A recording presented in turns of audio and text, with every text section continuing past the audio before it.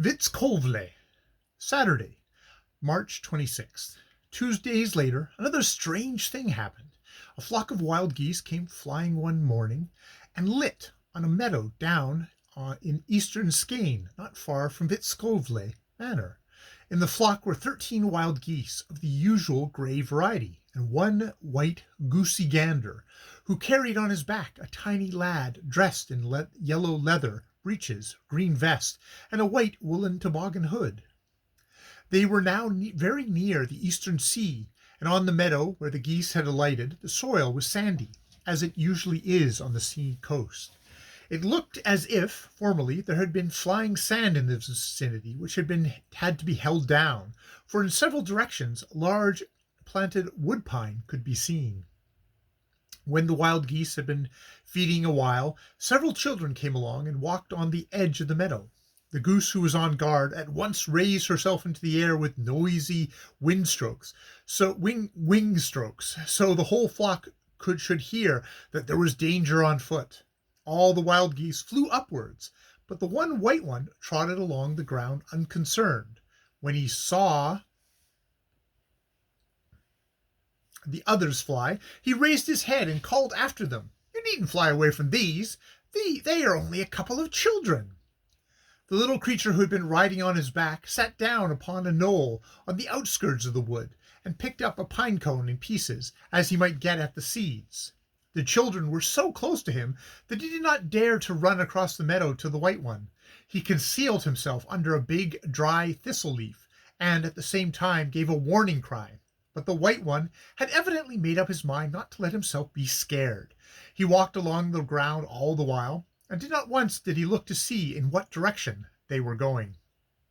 Meanwhile, they turned from the path, walked across the field, getting nearer and nearer to the goosey gander. When he finally did look up, they were right upon him. He was so dumbfounded and became so confused, he forgot that he could fly and tried to get out of their reach by running. But the children followed, chasing him into a ditch, and there they caught him. The larger of the two stuck him under his arm and carried him off.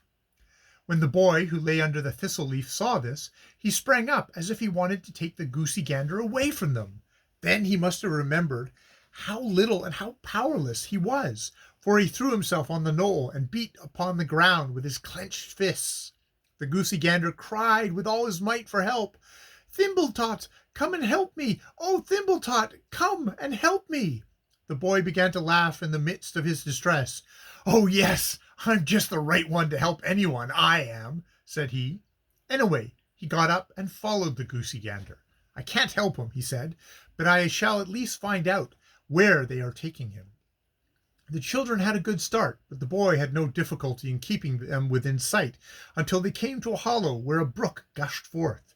But here he was obliged to run alongside of it for some little time before he could find a place narrow enough for him to jump over. When he came up from the hollow, the children had disappeared. He could see their footprints on a narrow path which led to the woods, and these he continued to follow. Soon he came to a crossroad. Here the children must have separated, for there were footprints in two directions. The boy looked as if all hope had fled. Then he saw a little white down on a heather knoll, and he understood that the goosey gander had dropped this by the wayside to let him know in which direction he had been carried, and therefore he continued his search. He followed the children through the entire wood. The goosey gander did not see him, but wherever he was likely to miss his way lay a little white feather down to put him right. The boy continued faithfully to follow the bits of down. They led him out of the woods, across a couple of meadows, up on a road, and finally through the entrance of a broad allée. At the end of the allée there were gables and towers of red tiling decorated with bright boulders and other ornamentations that glittered and shone. When the boy saw that this was some great manor, he thought he knew what had become of the goosey gander. "No doubt the children have carried the goosey gander to the manor and sold him there, but by this time he's probably butchered," he said to himself. But he did not seem to be satisfied with anything less than proof positive, and with renewed courage he ran forward. He met no one in the allée, and that was well, for such as he are generally afraid of being seen by human beings. The mansion which he came to was a splendid old structure with 4 great wings enclosed in a courtyard. On the east wing, there was a high arch leading into the courtyard. This far the boy ran without hesitation, but when he got there he stopped. He dared not venture further, but stood still and pondered what he should do now. There he stood, with his finger on his nose, thinking, when he heard footsteps behind him, and as he turned around, he saw a whole company marching up the allée. In haste he stole behind a water barrel which stood near the arch, and hid himself. Those who came up were some 20 young men from a folk high school, out on a walking tour. They were accompanied by one of the instructors. When they were coming as far as the arch, the teacher requested them to wait there a moment, while he went in and asked if he might see the old castle of Vttskvl. The newcomers were warm and tired, as if they had been on a long tramp. One of them was so thirsty that he went over to the water barrel and stooped down to drink. He had a tin box such as botanists use hanging about his neck. He evidently thought that this was in his way, for he threw it down on the ground. With this, the lid flew open, and one could see that there were a few spring flowers in it. The botanist's box dropped just in front of the boy, and he must have thought that here was his opportunity to get into the castle and find out what had become of the goosey gander. He smuggled himself quickly into the box and concealed himself as well as he could under the anemones and colt's foot. He had hardly hidden before the young man picked the box up, hung it around his neck, and slammed down the cover. Then the teacher came back and said that they had been given permission to enter the castle. At first he conducted them no farther than the courtyard. There he stopped and began to talk to them about this ancient structure. He called their attention to the first human beings who had inhabited this country, and who had been obliged to live in mountain grottos and earth caverns, in the dens of wild beasts and in the brushwood, and that at a very long period had elapsed before they learned to build themselves huts from the trunks of trees, and afterwards how long had they not been forced to labor and struggle before they advanced from the log cabin with its single room to the building of a castle with 100 rooms, like Vttskvl. It was about 350 years ago that the rich and powerful built such castles for themselves, he said. It was very evident that Vttskvl had been erected at a time when wars and robbers made it unsafe in Skane. All around the castle was a deep trench filled with water, and across this there had been a bridge in bygone days that could be hoisted up. Over the gate arch there is, even to this day, a watchtower, and all along the sides of the castle ran sentry galleys, and in the corners stood towers with walls a metre thick. Yet the castle had not been erected in the most savage wartime, for Jens Brahe, who built it, had also been studied to make of it a beautiful and decorative ornament. If they could see the big solid stone structures at Gilmridge, which had been built only a generation earlier, they would have readily see that Johns Holgersson Ulfstad, the builder, hadn't figured upon anything else, only to build big and strong and secure without bestowing a thought upon the making it beautiful and comfortable. If they'd visited such castles as Marvinsloholm and Snowholm and Ovid's Cloister, which were erected 100 years or so later, they would find that the times had become less warlike. The gentlemen who built these places had not furnished them with fortifications, but had only taken pains to provide themselves with great, splendid dwelling houses. The teacher talked at length and in detail, and the boy who lay shut up in the box was pretty impatient. But he must have lain very still, for the owner of the box hadn't the least suspicion that he was carrying him along. Finally, the company went into the castle, but if the boy had hoped for a chance to crawl out of that box, he was deceived, for the student carried it upon him all the while, and the boy was obliged to accompany him through all the rooms. It was a very tedious tramp. The teacher stopped every other minute to explain and instruct. In one room, he found an old fireplace, and before this he stopped to talk about the different kinds of fireplaces that had been used in the course of time. The first indoor fireplaces had been a big flat stone on the floor of the hut, with an opening in the roof to let in both wind and rain. Next had been a great stone hearth with no opening in the roof. This must have made the hut very warm, but also filled it with soot and smoke. When Vttskvl was built, the people had advanced far enough to open the fireplace, which at the time had a wide chimney for the smoke, but also took most of the warmth up in the air with it. If the boy had ever in his life been cross and impatient, he was given a good lesson in patience that day.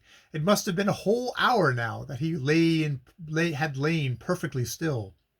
In the next room they came to, the teacher stopped before an old-time bed with its high canopy and rich curtains. Immediately he began to talk about the beds and bed places of olden days. The teacher didn't hurry himself, but then he did not know, of course, that a poor little creature lay shut up in a botanist's box, and only waited for him to get through. When they came to a room with the gilded leather hangings, he talked to them about how the people had dressed their walls and ceilings ever since the beginning of time. And when he came to the old family portrait, he told them about all the different changes in dress. And in the banquet halls, he described ancient customs of celebrating weddings and funerals. Thereupon, the teacher talked a little about the excellent men and women who had lived in the castle, about the old Brahes and the old Barcos, of Christian Barcano, who had given his horse to the king to help him escape, of Margareta Ashkenberg, who had been married to Kelja Barcano, and who, when a widow, had managed the estates in the whole district for 53 years, of banker Hageman, a farmer's son from Vttskvl, who had grown so rich that he had bought the entire estate, and about the Steffenvards, who had given the people of Skane better plows, which enabled them to discard the ridiculous old wooden plows that 3 oxen were hardly able to drag. During all this the boy lay still. If he had ever been mischievous and shut the cellar door on his father or mother, he understood now how they had felt, for it was hours and hours before the teacher got through. At last the teacher went out into the courtyard again, and there he discoursed upon the tireless labor of mankind to procure for themselves tools and weapons, clothes and houses and ornaments. He said that such an old castle as Vttskvl was a milepost on a time's highway. Here one could see how far the people had advanced 350 years ago, and one could judge for oneself whether things had gone forward or backwards since their time. But this dissertation the boy escaped hearing, for the student who carried him was thirsty again, and stole into the kitchen to ask for a drink of water.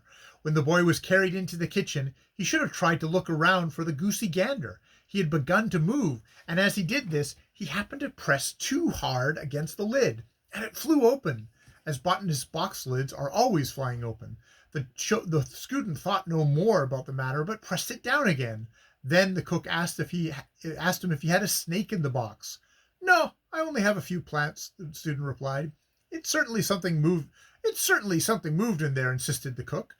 The student threw back the lid to show her that she was mistaken. "See for yourself if—" But he got no further, for now the boy dared not stay in the box any longer, but with one bound he stood on the floor, and out he rushed. The maids hardly had time to see what it was that ran, but they hurried after it nevertheless. The teacher still stood and talked when he was interrupted by the shrill cries. Catch him! Catch him!" shrieked those who had come from the kitchen, and all the young men raced after the boy, who glided away faster than a rat. They tried to intercept him at the gate, but it was not so easy to get a hold of such a little creature, so luckily he got out in the open. The boy did not dare run down towards the open allée, but turned in another direction. He rushed through the garden into the backyard. All the while the people raced after him, shrieking and laughing. The poor little thing ran as hard as he ever could to get out of their way, but still it looked as though the people would catch up with him. As he rushed past the laborer's cottage, he heard a goosey cackle, and saw a white down lying on the floor step. There at last was the goosey gander. He had been on the wrong track before. He thought no more of the housemaids and men who were hounding him, but climbed up the steps and into the hallway. Farther he couldn't come, for the door was locked, and he heard how the goosey gander cried and moaned inside, but he couldn't get the door open. The hunters were pursuing him, came nearer and nearer, and in the room the goosey gander cried more and more pitifully. In this direst of needs the boy finally plucked up courage and pounded on the door with all his might. A child opened it, and the boy looked into the room. In the middle of the floor sat a woman who held the goosey gander tight to clip his quill feathers. It was her children who had found him, and she didn't want to do him any harm. It was her intention to let him in among her own geese, had she only succeeded in clipping his wings so that he couldn't fly away. But a worse fate could have hardly happened to the goosey gander, and he shrieked and moaned with all his might. And a lucky thing it was that the woman hadn't started the clipping sooner. Now only 2 quills had fallen under the shears when the door was open, and the boy stood on the doorsill, but a creature like that woman had never seen before. She couldn't believe anything else but that it was Gonese himself, and in her terror she dropped the shears, clasped her hands, and forgot to hold on to the goosey gander. As soon as he felt himself freed, he ran towards the door. He didn't give himself time to stop, but as he ran past him, he grabbed the boy by the neckband and carried him along with him. On the stoop, he spread his wings and flew up in the air. At the same time, he made a graceful sweep with his neck and seated the boy on his smooth, downy back. And off they flew, while all Vttskvl stood and stared after them. And off they flew, while all Vttskvl stood and stared after them.